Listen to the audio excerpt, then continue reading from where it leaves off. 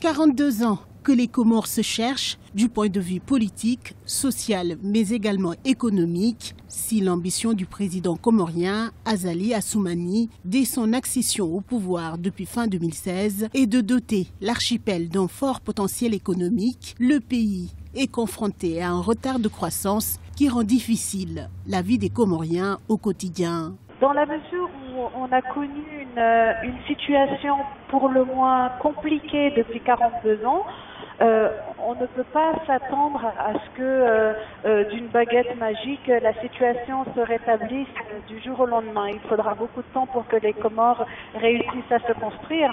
Dès son investiture, une des mesures d'urgence et des premières mesures qui ont été prises par le président Azali Assoumani a été d'essayer de résoudre en urgence le problème de l'électricité. Les premières assises nationales initiées par le mouvement du 11 août ont été lancées le 5 février 2018. L'objectif de ces assises inclusives, faire le bilan de l'indépendance, de la tournante, mais aussi jeter les perspectives de développement économique du pays. Après 42 ans d'indépendance, le pays n'a pas encore les structures de base permettant d'amorcer le développement. Tous partent du constat que les institutions doivent être réformées et le rôle de l'État doit être redéfini pour une gestion plus contrôlée des affaires publiques.